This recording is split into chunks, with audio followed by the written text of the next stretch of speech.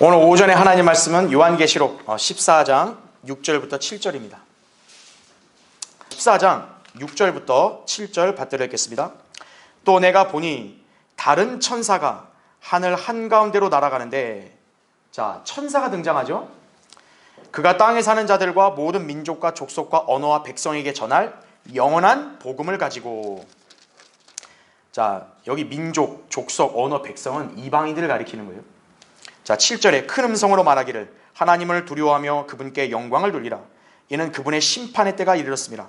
하늘과 땅과 바다와 물의 원천들을 지으신 그분께 경배드리라고 하더라. 이게 영원한 복음이에요. 여러분 중에 혹시 이걸 믿어 나 구원받았다 하신 분 있습니까? 그럼 잘못된 거예요.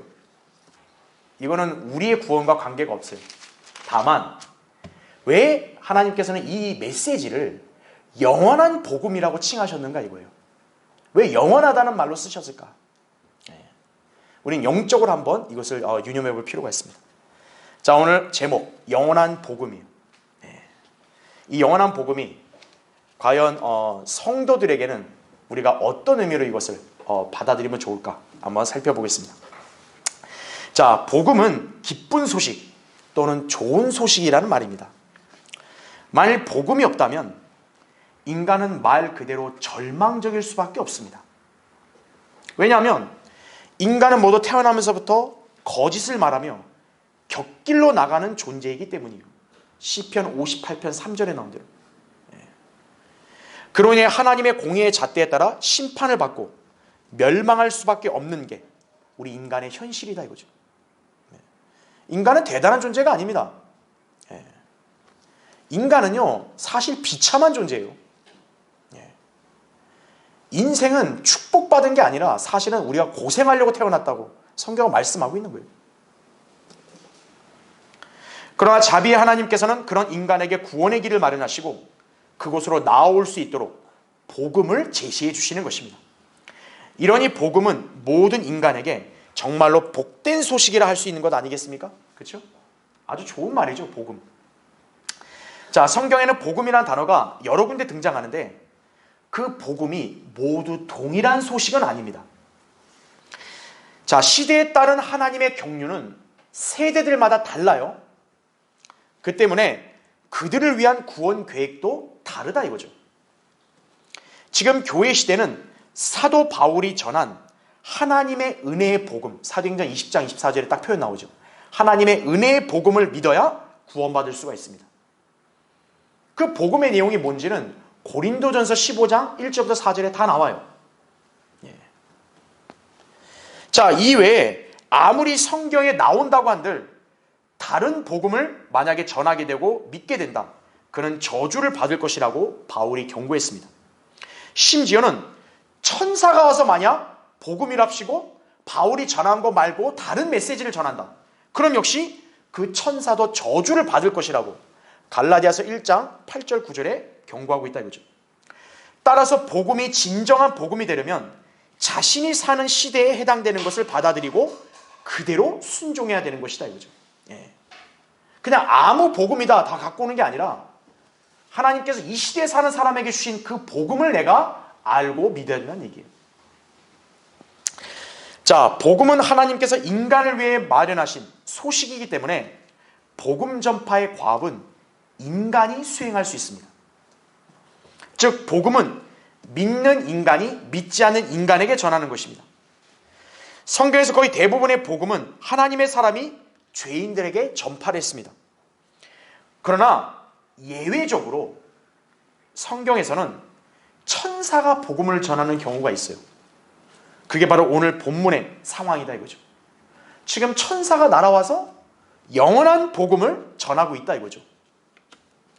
자, 진리에 무지한 사람들은 복음이라고 하니까 마치 오늘날 우리가 구원받기 위해 믿어야 하는 복음으로 오해를 합니다. 하지만 이 복음의 내용을 자세히 들여다보면 우리가 믿고 거듭나게 된 복음과는 완전히 다릅니다.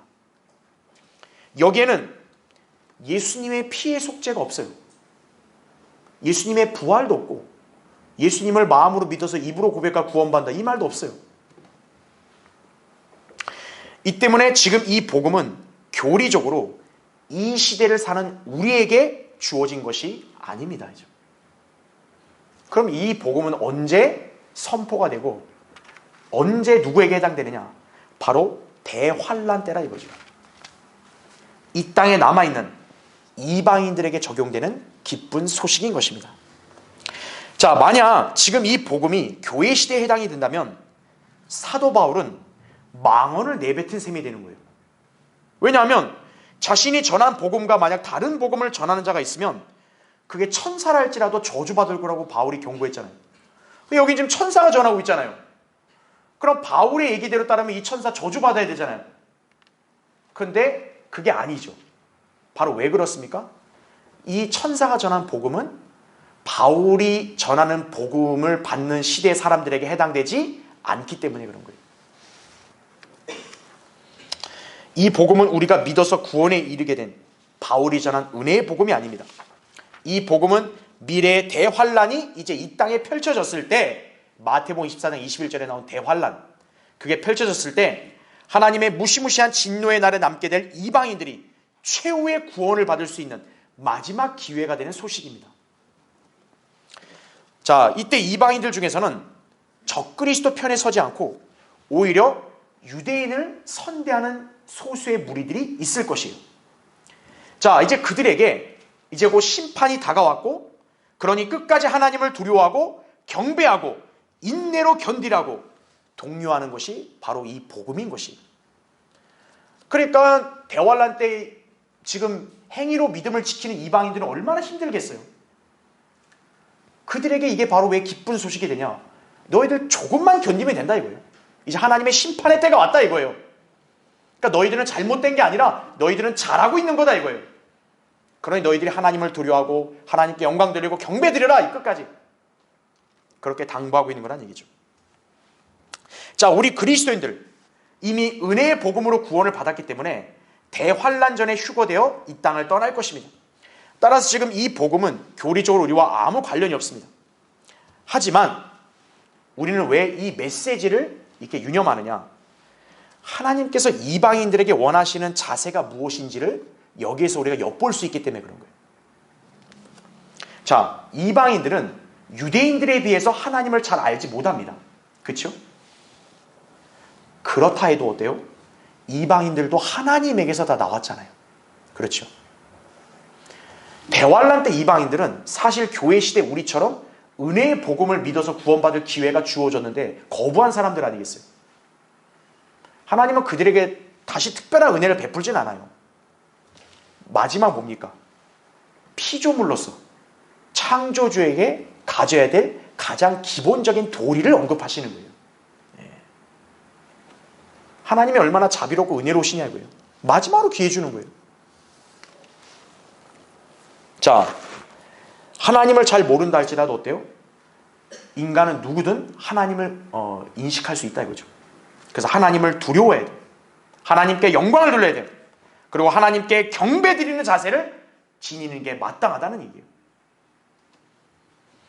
여러분은 종종 가장 기본적인 이 하나님과의 관계를 잘 지키고 있는지를 확인해야 됩니다. 우리는 하나님의 특별한 은혜로 구원받은 거 맞습니다.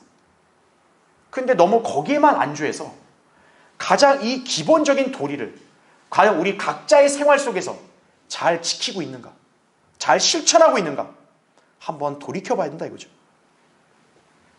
자, 왜 이런 자세가 중요할까요? 이것은 인간에게서 좋은 일이기 때문에 그런 거예요. 하나님을 두려워하는 거? 대환란 때 이방인들은 그게 구원받기 위해 필요한 거지만 사실 어때요? 모든 인간들에게 좋은 일이에요. 하나님을 두려워하는 거. 하나님께 영광 돌리는 거? 당연히 좋은 일이에요. 하나님께 경배 드리는 거? 이거는 모든 인간에게 다 좋은 일인 거예요. 우리 구원받은 그리스도인도 예외가 아니다 이거죠. 다 좋은 일이에요. 그렇기 때문에 이 메시지를 어떻게 보면 좋은 일이니까 복음이라고 이렇게 하나님께서 그 명칭을 정하신 것이라고 우리 생각해 볼 수 있겠죠.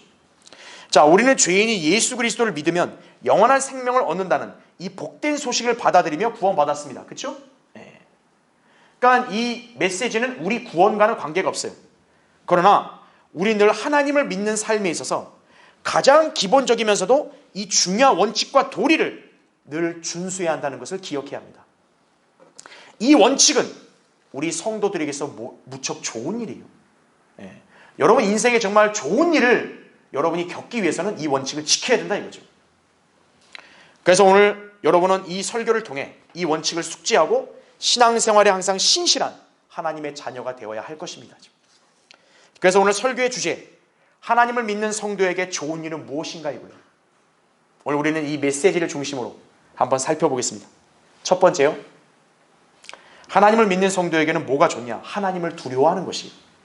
하나님을 두려워하는 것은 우리 모두에게 좋은 일이에요. 자, 흔히 두려움을 세상에서는 안 좋은 감정으로 말하곤 합니다. 심리학자들은 두려움이란 인간에게 불필요한 감정이며 인간을 연약하게 만드는 부정적인 것이라는 식으로 그렇게 주장을 해요. 아까 마음 좋게 먹어야 돼요. 마음 편하게 먹으세요. 그러니까 두려움 갖지 마세요. 막 이런 식으로 상담을 한다 이거죠. 초월적 명상주의자들, 타 종교인들, 심지어는요 기독교인들조차도 두려움을 건강하지 못한 상태로 설명을 합니다. 특히 배교한 기독교는요 하나님을 두려워하는 성경의 명령을 왜곡하기가 일쑤예요. 그러니까 두려움이 안 좋다 하니까 두려움 갖지 말아요. 심지어는 하나님을 두려워하는 거 이것도 가질 필요 없다 이거예요. 기독교계는 오직 하나님은 사랑이시라 이것만 강조하는 거죠. 그러니까 하나님을 두려워하는 명령은 그냥 애써 무시하는 거죠. 이것이 바로 그들이 성경의 하나님에 대해 무지하다는 단적인 증거입니다. 자, 성경은 우리에게 두려움 자체를 갖지 말라고 말씀하신 적이 없어요. 여러분은 성경을 유심히 보면은 두려워하라는 명령이 있고 두려워하지 말라는 명령이 구분되어 있음을 여러분은 발견할 수 있다 이거죠. 즉 그건 뭘 의미입니까?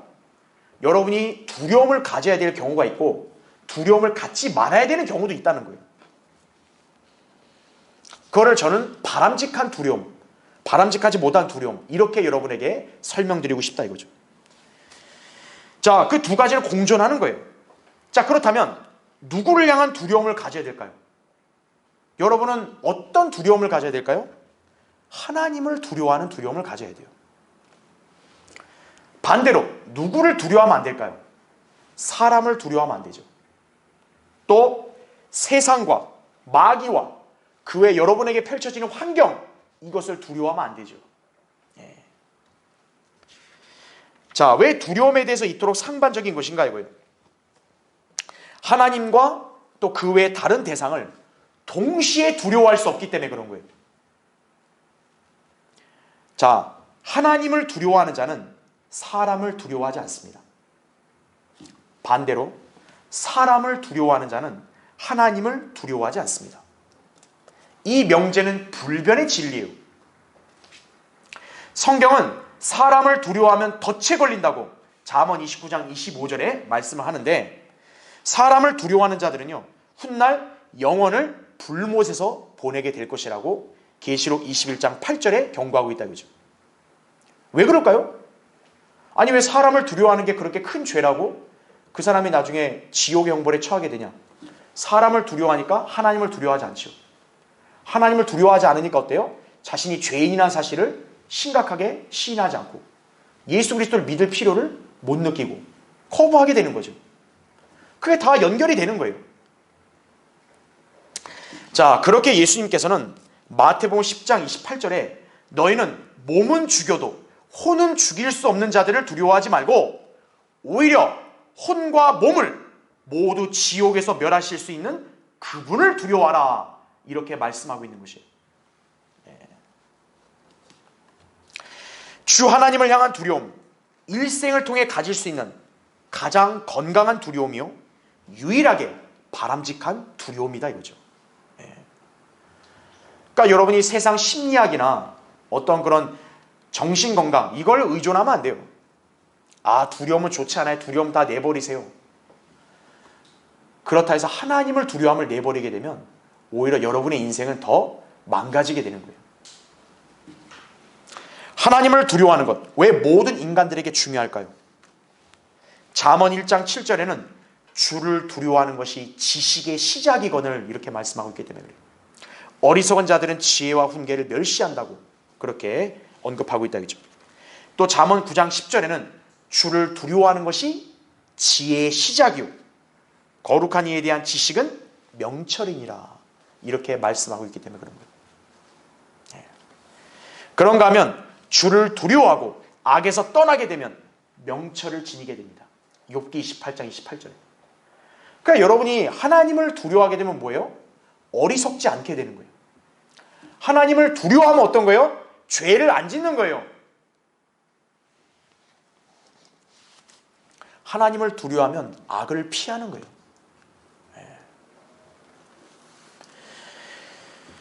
죄악을 멀리하는 사람이 하나님을 두려워하는 거예요.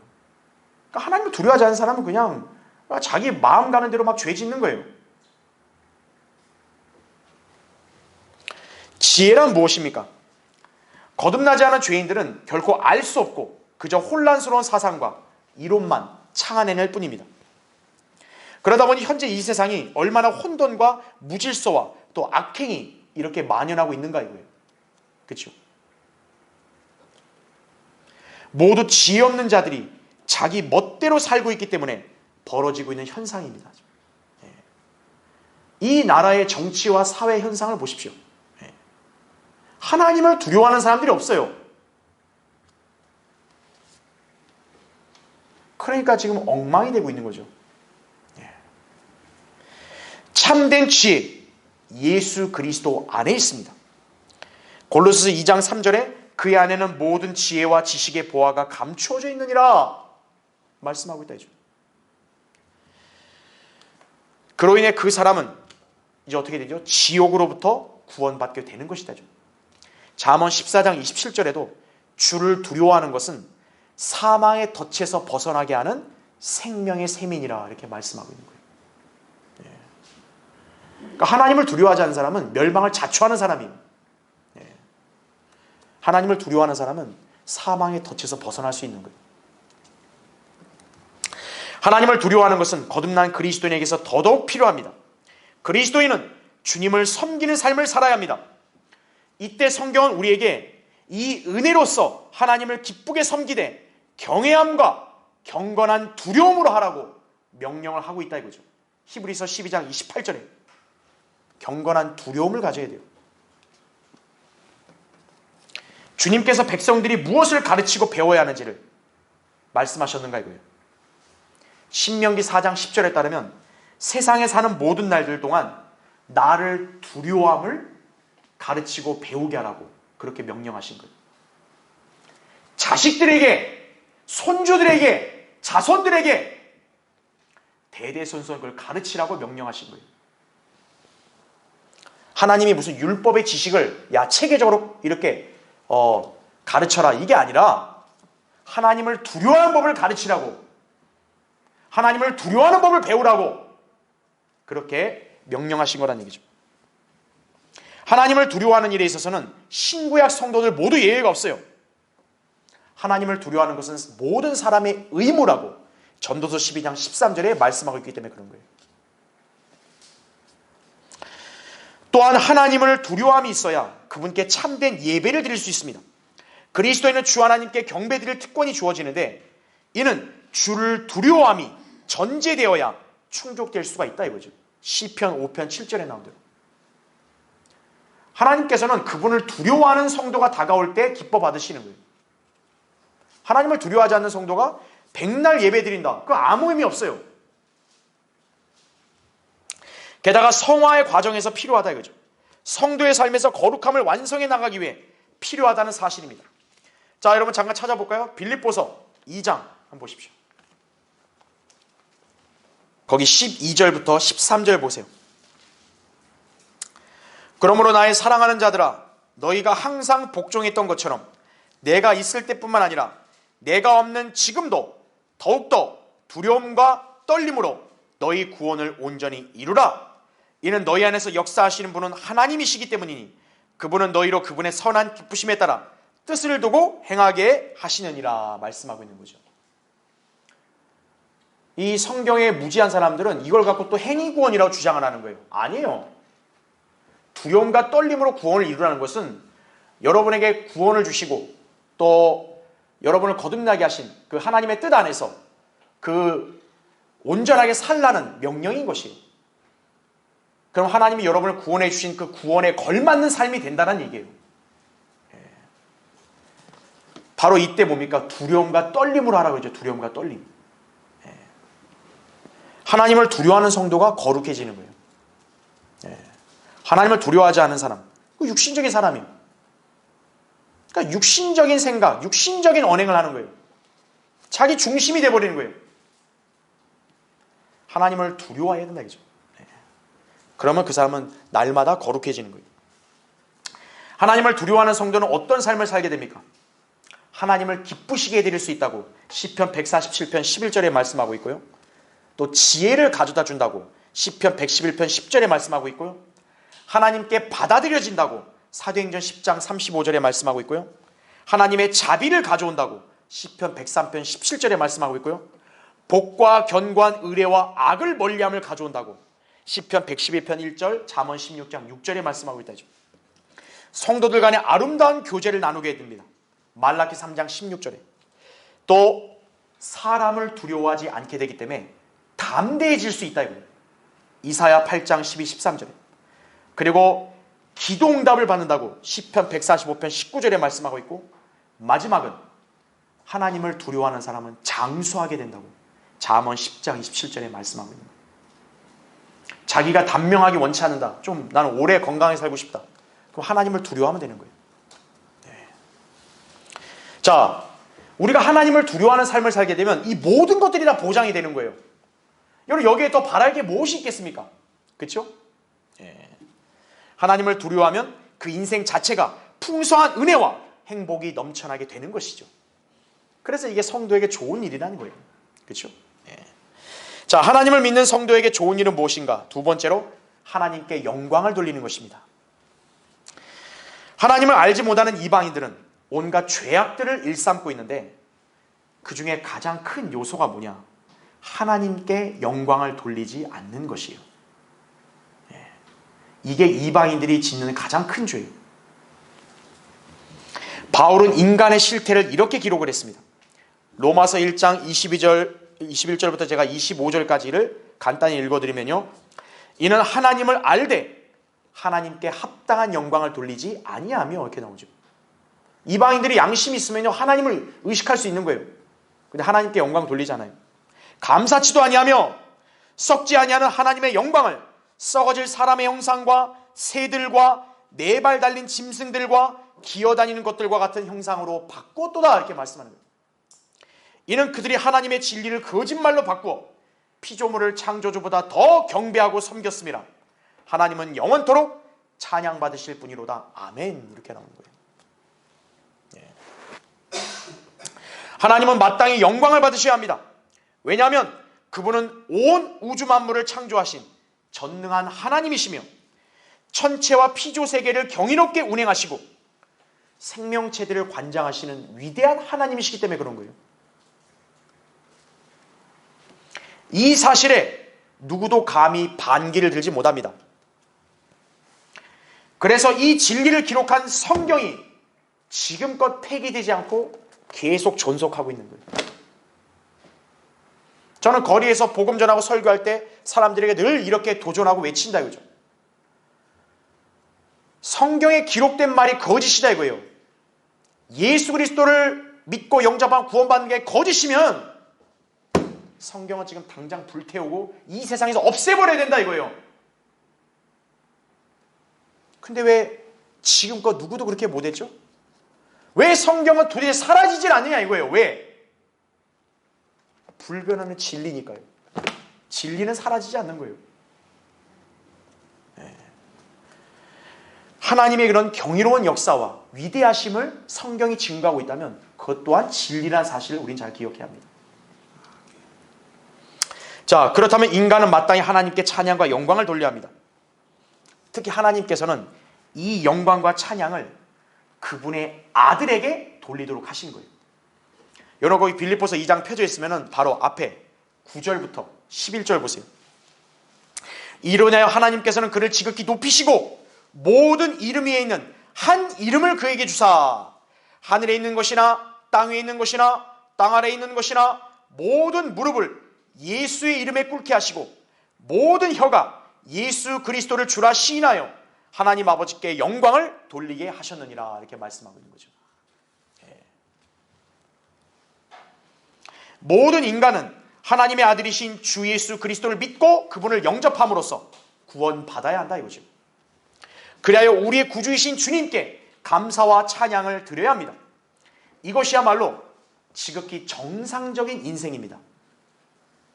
별시한한 기독교 생활이 아니라 이게 정상적인 인생이에요. 그만큼 주님께서 우리에게 주신 구원의 가치는 어마어마하기 때문입니다. 이 점만 놓고 봐도 여러분은 하나님께 늘 감사하고 찬양하며 살아야 되는 것이에요. 여러분이 세상에 다른 사람과 비교했을 때 나는 뭐가 가진 게 없다. 나는 이렇게 뭐가 인생이 고되냐. 난 뭐가 이렇게 슬프냐. 그거에 눌러있는 게 아니라 여러분은 세상 그 어디에서도 가질 수 없는 위대한 구원을 나는 선물로 받았다 이거예요. 우리를 구원해 주시고 또 하나님께서는 우리를 그분의 아들로 입양시켜 주신 거예요. 그래서 아들의 영을 우리에게 부어주셔서 아바 아버지라 부르게 하셨습니다. 갈라디아서 4장 6절, 로마서 8장 15절에 일개 보잘것없는 인간이 온 우주의 왕이시고 창조주이신 하나님의 아들이 되다니 얼마나 감사한 일입니까? 그렇죠? 예. 게다가 하나님께서는 지옥에서 고통 중에 영원한 형벌을 받아야 마땅한 우리를 예수 그리스도를 통해 값없는 선물인 영생을 주심으로써 구해 주셨습니다. 여러분이 맞아야 될 채찍, 여러분이 맞아야 될 침뱉음, 여러분이 당해야 될 모욕, 여러분이 맞아야 될 뺨, 예수 그리스도가 대신 맞으신 거예요.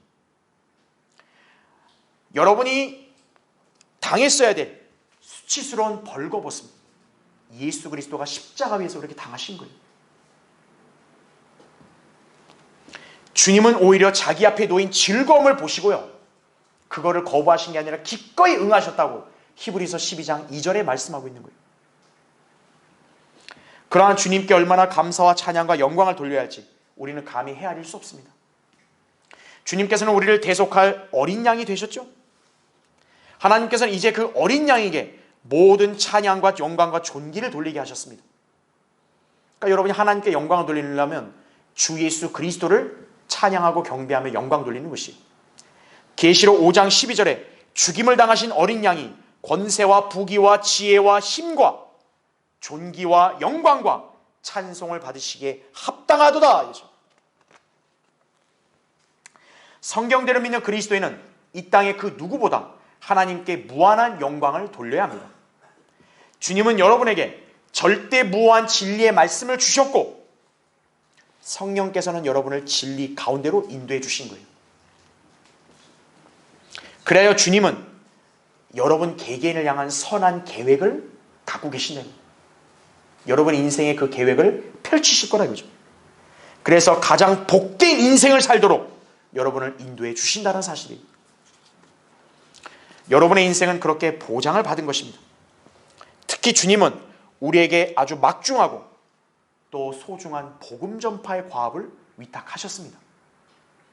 이 세상에 교회들 많고 저기 사람들 많은데 주님은 아무에게나 복음 전파를 위탁하신 게 아니에요. 우리에게 위임하신 거예요. 그래서 우리 교회가 거리에서 계속 나가 설교하고 구령하고 또 전도지를 배포하고 그렇게 하는 것이다 이거죠. 우리는 어떤 존재입니까? 그럼 우리가 대단히 똑똑한 존재인가요? 아니요, 우리는 어리석은 자들이에요. 연약한 존재들이에요. 그런데 주님께서는 그런 우리를 통해서 여전히 저 지옥으로 향하고 있는 죄인들에게 은혜의 복음을 전해서 그들을 구령하는 역사를 이루고 계신다 이거죠. 여러분은 하나님의 능력을 발휘하고 사는 거예요. 이 땅에서. 하나님의 능력이 무슨 뭐 이렇게 시시껄렁한 무슨 병 고친다. 그럼 뭐 거짓 은사냐? 아니에요. 복음 전파하는 게 하나님의 능력이에요. 로마서 1장 16절에 내가 그리스도의 복음을 부끄러워하지 아니하노니 이는 이 복음이 믿는 모든 사람을 구원에 이르게 하는 하나님의 능력이 됨이라 나온 거죠. 고린도서 1장 18절에도 십자가를 전파하는 것이 멸망하는 자들에게는 어리석은 것이지만 구원을 받은 우리에게는 하나님의 능력이라 이렇게 말씀하는 거예요. 하나님께서는 자신의 영광을 다른 사람들에게 주시지 않았습니다. 따라서 우리는 하나님께 합당한 영광과 찬양을 드려야 합니다. 자, 이를 위해서 우리는 어떻게 살아야 되죠? 하나님의 영광을 위해 살아야 되는 거예요. 그래서 고린도서 10장 31절에 그러므로 너희가 먹든지 마시든지 무엇을 하든지 다 하나님의 영광을 위하여 하라 이렇게 말씀하고 있는 거예요. 하나님의 크신 자비와 은혜를 받은 여러분이 말과 혀로만 하는 게 아니에요. 실제 여러분의 행동, 계획, 목표 모두 하나님의 영광에 초점이 맞춰져야 되는 것이.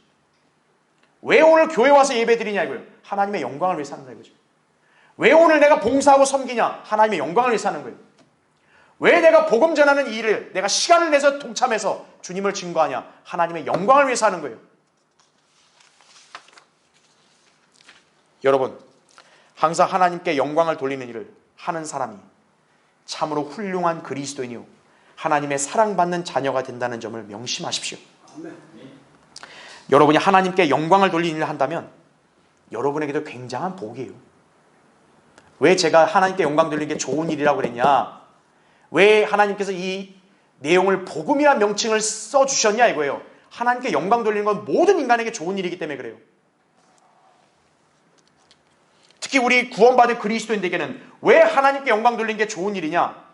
장차 더 큰 영광과 존귀가 주어질 것이기 때문에 그런 거예요. 바로 그리스도의 심판석이라 이거죠. 우리는 다가올 영원을 열망하고 사는 그런 하나님의 자녀가 아닙니까? 그렇다면 우리는 너희는 값을 치르고 산 것이니 그러므로 하나님의 것인 너희 몸과 너희 영으로 하나님께 영광을 돌리라는 이 말씀대로 살아야 할 것이다 이거죠. 고린도서 6장 20절에 나온 대로. 그렇죠? 예. 자, 하나님을 믿는 성도에게 좋은 일은 무엇인가? 세 번째, 하나님께 경배드리는 것입니다.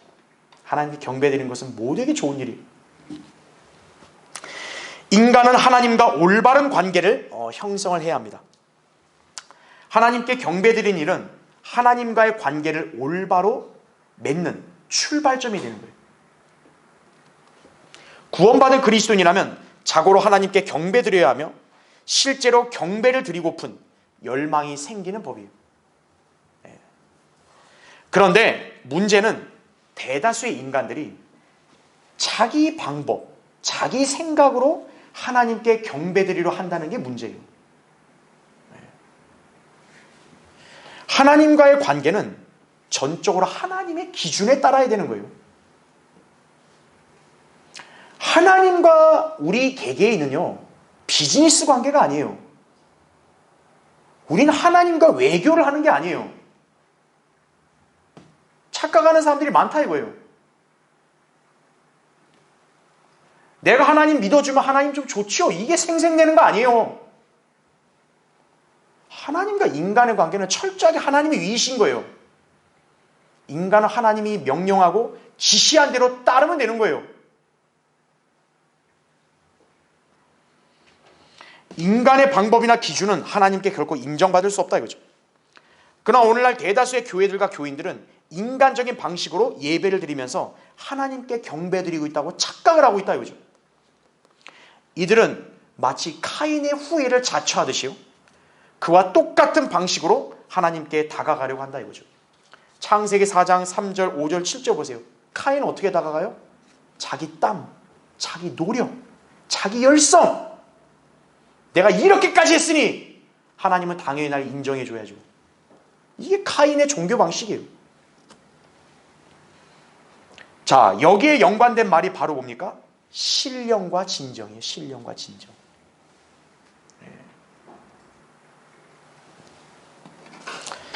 참된 경배는 그럼 무엇이냐? 자, 방금 제가 얘기했지만 한번 찾아보시죠. 요한복음 4장 보세요.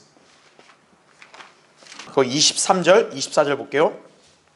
그러나 참된 경배자들이 아버지께 영과 진리로 경배드릴 때가 오나니 바로 지금이라. 이는 아버지께서 자기에게 경배드리는 그런 자들을 찾으심이니라. 이렇게 나오죠. 그러니까 하나님께 경배드리는 것은 사실 모든 인간이 해야 될 가장 도리예요. 근데 아무렇게나 경배하면 안 되고 참된 경배를 드리는 사람을 찾으시는 거예요, 하나님은. 자, 그러면 24절 보세요. 하나님은 자 뭐라고 얘기하세요? 한 영이시니, 영이시라고요. 그러니까 그분께 경배 드린 자들은 어떻게 해야 돼요? 영과 진리로 경배 드려야만 하리라고 하시니라 이거죠. 여기서 영은 육의 반대라고요. 요한복음 3장에 예수님 말씀하셨잖아요. 육신으로 난 건 육이다. 성령으로 난 것은 영이다 그랬잖아요. 그러니까 여기 영은 육과 반대되는 거예요. 여기에 대다수 교회들이 실패하는 거예요. 대다수 교회들은 육으로 하나님께 나아가려는 거예요. 성령으로 거듭난 사람이 하나님의 말씀이며 진리인 성경대로 경배드린다는 것을 의미한다 이거죠. 성경대로 경배드리는 것은 바로 하나님의 방법이에요. 그러니까 하나님의 방법대로 경배드려야 된다 이거죠. 자, 오늘날 특히 이 나라는 배교한 기독교가 구축되고 수많은 사람들이 그것을 참된 신앙으로 오해하고 있는 실정이기에 하나님께 경배드리는 것을 주일에 교회 가서 예배에 참석하는 것으로 착각을 하고 있다 이거죠. 더군다나 경배와 찬양이라는 명목으로 삶에 지쳐있는 사람들을 교회로 데려와서 나름대로 위안과 재미를 주겠다는 심산으로 악기를 연주하고 세상적인 가요를 동원해서 흥을 돋구고 있는 게 오늘날 기독교 현실이에요. 그냥 뭘 다 해도 그냥 맨 끝에 경배만 붙이면 하나님이 다 받아주신 거라고. 그게 착각하고 있다 이거죠. 그리고 경건함을 가장해서 이게 빠지면 섭섭하죠. 헌금을 내야죠.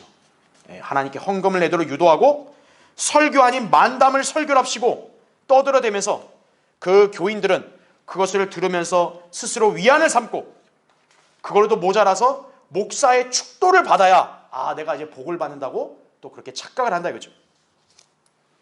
그렇게 지금 오늘날 교회들이 이렇게 예배라고 합시고 하고 있는 거예요. 이러한 작태는 하나님께 참된 경배를 드리는 것이 아닌 그냥 기독교 종교 생활에 불과한 거예요. 하나님께서는 예배란 명목으로 단순히 드려지는 의식, 예물 기뻐하지 않으십니다. 여러분, 우리 하나님이 돈을 밝히신 분이세요? 이야, 너 헌금 이렇게 냈냐? 아이고, 내가 아주 뿌듯하다. 우리 하나님 그런 분이세요? 이야, 이렇게 사람 많이 왔네? 이야, 니네 사람 많이 모았구나. 우와, 야, 하나님 이렇게 흐뭇해 하세요? 천만의 말씀이다 이거죠. 작금의 거짓 기독교계에서 행해지는 예배와 같은 행위예요. 우리 하나님은 오히려 뭐라고 말씀하시냐면 실증난다 말씀하시면 실증난다고. 자, 시간 없으니까 제가 읽어드릴게요. 이사야 1장 13절과 15절 이렇게 나와요.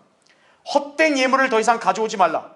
분향은 내게 가증하며 새 달들과 안식일들과 집회들을 모으는 것도 내가 견딜 수 없으니 심지어 엄숙한 모임까지도 악한 것이니라 이거예요. 아니, 하나님 이름은 모이는데 악하다 이거예요. 너의 새 달들과 정한 명절들을 내 혼이 싫어하노라 이거예요. 그것들은 내게 짐이요 내가 지기에 피곤하노라 이거예요. 하나님 피곤하다는 거예요. 너희가 너희 손을 내밀 때면 나는 너희에게서 내 눈을 가리리라 이거죠. 하나님이 눈을 가려보는데 꼴 보기 싫다 이거죠. 너희가 기도를 많이 할 때도 내가 듣지 아니하리니 하나님이 귀도 닫아버리신다 이거죠. 얼마나 하나님이 힘드시면 동기다 치고 막 이렇게 보고 하고 막 하는데 하나님이 듣기 싫어 보기 싫어. 주여 주여 하나님이 보기 싫어 듣기 싫어 하나님이 싫다 이거예요. 견디기 싫다 이거예요. 그것도 이상한 소리가 뭐래 아라라라라라 방언이라고 듣기 싫어. 하나님 정신 나가요. 정신 나가. 정신 빠진다. 하나님 그러시는 거예요. 지금 이 시대에 하나님께서는 모든 경배를 그분의 아들이신 주 예수 그리스도께 드리도록 하셨습니다. 주님은 그 아들 안에서 영광을 받으신다고 요한복음 14장 13절에 나왔다 이거죠. 그럼 누가 아들에게 참된 경배를 드릴 수 있냐고요? 그 아들의 피로 구속받은 그리스도인 뿐이에요. 골로새 1장 14절에 나온 대로 거짓 교계는 카인처럼 피 속지 없이 인간의 땀과 노력으로 하나님께 다가가려고 하니까 그분께 경배드릴 수 없는 것입니다. 우리는 무엇보다 예수 그리스도의 보혈의 공로에 의지하여 자신을 정결케 하고 그 능력으로 주님께 나아와서 찬양과 경배를 드리는 것이다 이거죠. 참된 경배는 예수 그리스도를 참 하나님으로서 드높이고 우리 자신의 마음을 하나님으로 가득 채우는 것을 경배라 그러는 거예요. 여러분, 경배의 개념을 잘 알아야 됩니다. 오늘 우리가 이 자리에 이 시간은 예배라고 칭하는 거예요. 예배 안에 경배가 포함되어 있지만 진정한 경배의 개념은 뭐예요? 여러분 각자의 마음과 영이 예수 그리스도를 하나님으로 드높이면서 그분으로 가득 채워지는 걸 말하는 거예요. 그래서 경배는 단순히 일요일에 교회에 출석해서 예배드리는 게 전부가 아니에요. 여러분의 마음이 가장 우선적으로 하나님으로 가득 채워져 있어야 돼요. 여러분 마음은 지금 뭘로 채워져 있나요? 돈인가요? 게임인가요? 여행 가는 건가요? 드라마인가요? 하나님으로 가득 채워져 있어야 돼요. 왜냐? 하나님은 우리의 마음을 보시기 때문에 그런 거예요. 사무엘상 16장 7절, 예레미야 17장 10절에 보면 하나님은 외모를 보지 않으세요. 여러분이 오늘 명품을 차리고 왔다 해서 하나님은 그 명품 보시는 거 아니에요. 여러분의 마음을 보시는 거예요. 그렇게 우리의 마음이 하나님 앞에서 올바르지 않으면 그분께 올바른 경배를 드리지 못하는 것입니다. 여러분이 주일 예배 참석만이 아니라 평소에도 기도하고 찬송하며 그 외에 어떤 일을 할 때도 온 마음과 혼이 하나님이 중심이 되어서 그분을 드높이고 감사와 찬양을 드려야 되는 것이에요. 그게 경배자의 자세예요.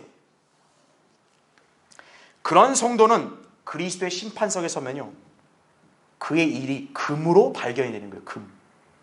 고린도서 3장 12절에 금은 예수 그리스도를 하나님으로 경배하는 그런 성도에게 주어지는 상이에요. 얼마나 그게 좋은 상이고 얼마나 그걸 받아야 좋은 삶이에요. 그렇죠? 자, 여러분, 구원받은 하나님의 자녀로서 이 땅에서 가장 중요한 삶은 경배 중심의 삶입니다. 물론 경배도 올바른 경배여야 합니다. 매일의 생활에서뿐만 아니라 주일 예배도 굉장히 중요한 거예요. 주일 예배를 빠뜨리는 사람은 그건 진정한 경배자 아니에요. 참된 경배를 드리는 지역교회에 속하여서 예배 드리는 것이 내가 하나님 앞에서 가장 할 수 있는 기본적인 도리요, 좋은 일이에요. 우리 교회는 바른 성경, 또 성령으로 거듭난 우리 성도들이 저 세상으로부터 성별돼서 이렇게 예배를 드리고 있는 것이에요. 여러분이 이 예배에 참석하고 있다면 주님께 참된 경배를 드리는 삶을 살고 있는 것입니다. 여러분이야말로 참된 경배자가 되는 거예요. 따라서 여러분은 이 예배 참석과 평소의 경배 생활에 항상 충실해야 되는 거예요. 예배만 잘 참석하고 평소에는 그냥 경배 무관한 삶 산다. 그러면 안 돼요. 하나님 앞에 그는 위선자로 낙인 찍히는 거예요. 거꾸로 평소에는 경배 잘 드린다면서 주일날 예배 안 나온다. 그 사람도 하나님 앞에 도리를 다하지 않는 거예요. 다 해야 된다 이거죠. 그게 진정으로 좋은 것입니다. 자, 결론을 맺겠습니다. 영원한 복음, 이것은 지금 은혜가 넘치는 교회 시대에 하나님께서 주시는 값없는 선물인 그 영생을 거부한 이방인들에게 대환란 때 마지막으로 주어지는 하나님의 호의예요. 이 복음은 결코 우리의 구원과 아무런 상관이 없습니다. 누차 강조했듯이 지금 교회 시대는 예수 그리스도의 흘리신 보혈의 능력을 믿고 그분을 자신의 구주로 영접한 사람이 은혜로 구원을 받는 것입니다. 우리는 교회 시대의 성도로서 이 복음을 세상에 나가 전하는 거예요. 천사가 전한 걸 전하는 게 아니에요. 주님은 이 복음을 믿어서 구원받은 그리스도인들을 뭐로 비유하시냐면 진주로 비유하는 거예요. 진주. 교회가 진주라고요. 귀하게 여기시는 거예요. 그러나 이를 거부한 죄인은요, 사실상 하나님 보시기에 쓸모없어요. 그럼에도 불구하고 구원받지 않은 이방인들이 창조주 하나님을 어떻게 인식하고 그분을 어떻게 대하고 살아야 되는지를 이 복음의 메시지로 보여주는 것이에요. 예수 그리스도 거부했기 때문에 사실 당장 멸망해야 되지만 마지막 기회를 주는 것은 창조주 하나님과의 관계 속에서 가장 기본적인 원칙은 지켜라 이거예요. 최소한의 도리다 이거죠. 자, 우리는 어때요? 성경대로 믿는 그리스도인으로서 단순히 은혜로 구원받은 사실에만 안주하고 그 진리만 아는 것으로 그쳐서는 안 돼요. 여러분이 훌륭한 그리스도인으로 하나님 앞에 발견되기 위해서는 여기 영원한 복음에 나온 내용처럼 하나님 앞에서 참신한 자세를 지녀야 돼요. 그것은 바로 하나님을 두려워하는 거예요. 하나님께 영광을 돌리는 거예요. 그리고 참된 경배를 드리는 것이에요. 구원받은 이후에 여러분은 주님께서 오실 때까지 이 가장 최소한의 도리를 지키면서 이 자세를 견지하고 살아야 된다 이거예요. 자, 우리보다 훨씬 못한 이방인들, 대환란 때 남아있는 이방인들, 자기들 구원을 위해서 이걸 지킬 거 아니겠어요? 그렇죠? 하물며 은혜와 진리라는 우리가 이런 자세를 못 가진다? 그러면 하나님 앞에서 부끄러운 거예요. 진리를 아는 성도라면 이것은 당연히 우리가 지켜야 되는 거예요. 오늘 이 메시지는 복음이라 했을 때는 좋은 소식이에요. 그러나 우리 그리스도인들에게서 이 메시지는 우리의 영적인 삶, 실생활에서도 좋은 것이면 틀림없다 이거죠.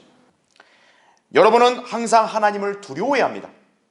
그 증거는 바로 죄를 물리치고 권위에 순종하는 겸손함과 또 신실함과 헌신이 여러분 각인에게 나타나는 것입니다. 또한 여러분은 항상 하나님께 영광을 돌려야 합니다. 그것은 바로 자신을 자랑하지 않고 예수 그리스도를 드높이는 것이다 이거죠. 그리고 하나님께 참된 경배를 항상 드리는 삶을 살아야 합니다.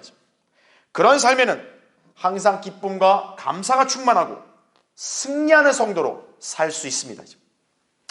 자, 여러분은 오늘 이 메시지를 여러분의 구원과는 딱 분리시켜서 한번 진지하게 상고해 보십시오.